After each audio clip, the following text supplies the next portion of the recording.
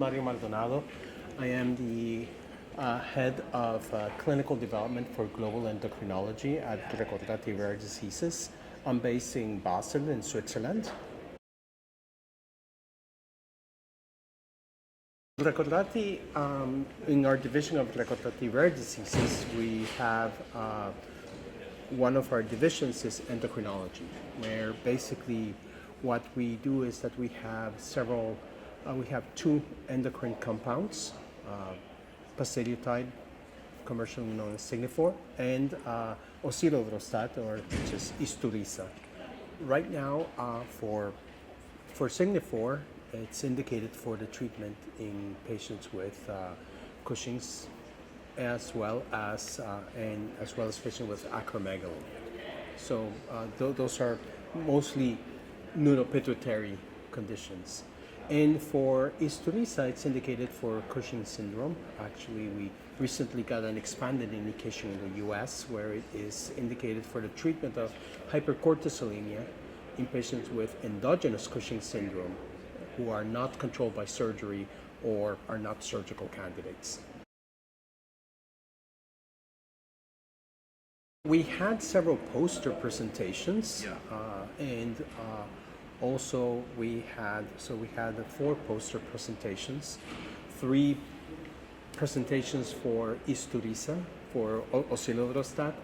Well, actually 2 for Osilodrostat, which was one for our ongoing prospective non-interventional study that we call the LINC 6.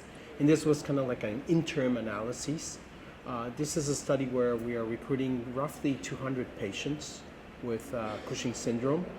And being a non-interventional study, but a prospective observational study, we gather information on the patients as they are recruited into the study and basically follow a lot of the parameters to evaluate safety and efficacy of Isturisa in patients with Cushing syndrome in a more, I would say, a real-world setting. So basically, unlike an interventional study where in an interventional study, the sponsor dictates what is the dose that the patient takes, how to take it, what are the measurements they have to do. This is observational.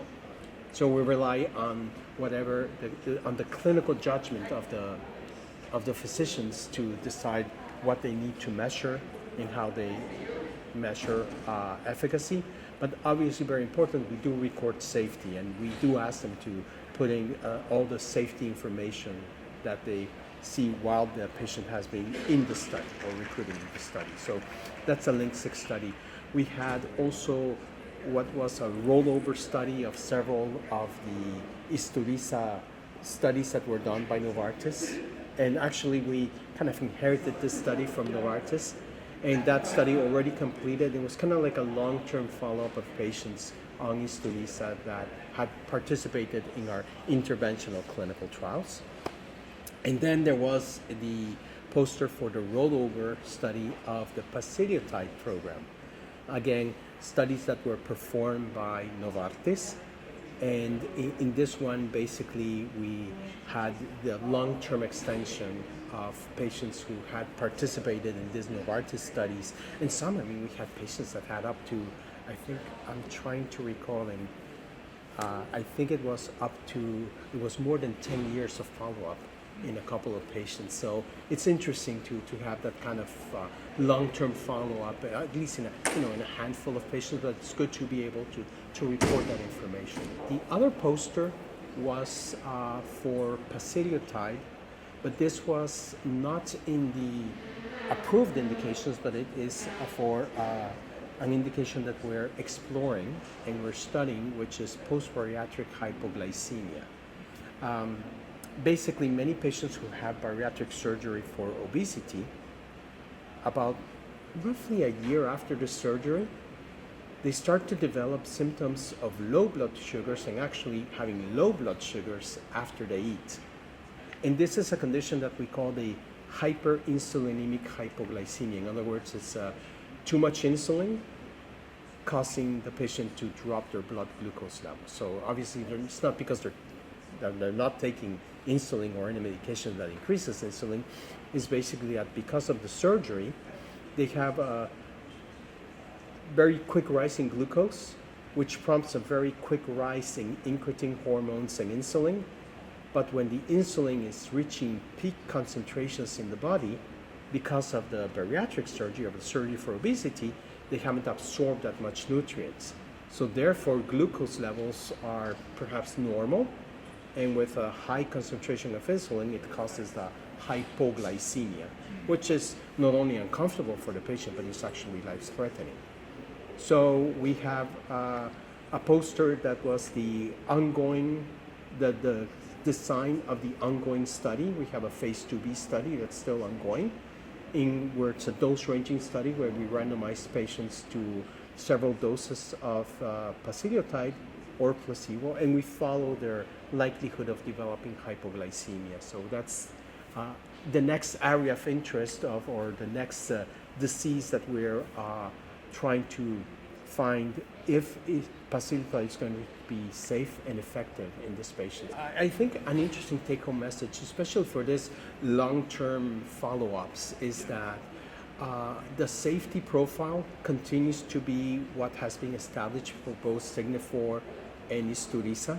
So the good news is that we did not find any new safety signal, which is always important. That's one of the importance of doing these long-term evaluations, to make sure that there is with chronic exposure, you don't find a new safety signal, which we did not.